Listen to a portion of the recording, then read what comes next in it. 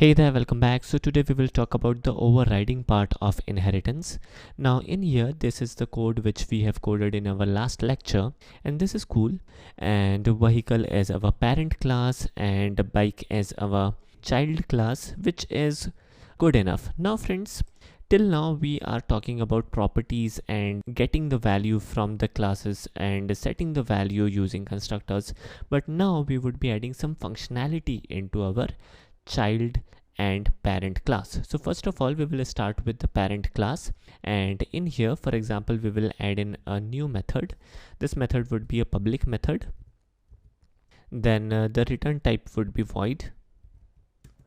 The name of the method would be pretty simple, run, and we will be simply displaying a very simple message, and the message would be running a vehicle. All right, and the output would be running vehicle.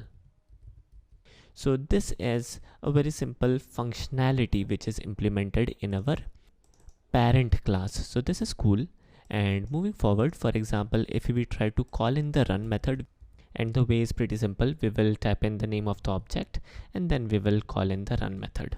Alright, and now if we print this, then this will show us the information which is there in our bike object, and then our run method is getting called and it is displaying a very simple message, running vehicle. Now friends, the overriding part is pretty simple. We would require an exact name of the method, and in fact the method signature needs to be same in order to override the method, and this method would be inside our child class, which is bike.java.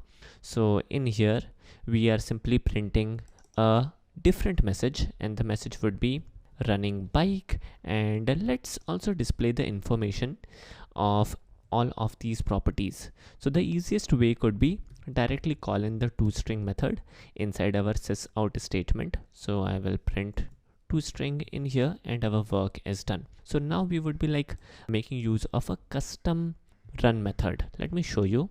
First of all, let me get rid of this, and let me also get rid of this statement to start with. And in here I will type in bike.run. Now in here, as soon as we check the suggestion provided by Eclipse, in here the class which it is showing is from bike class and not from the vehicle class. And whenever we would be calling in this run method, the run method would be called from the child class and not from the vehicle class. So here is a catch.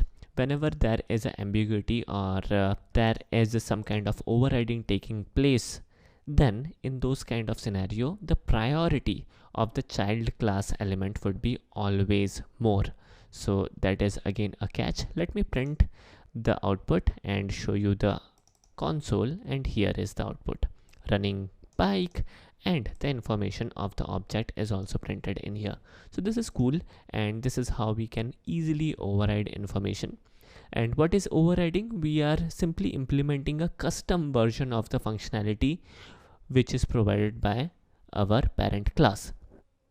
So whenever we are implementing some customized version of our own method, that is nothing but our overriding part. So here the run method is overridden.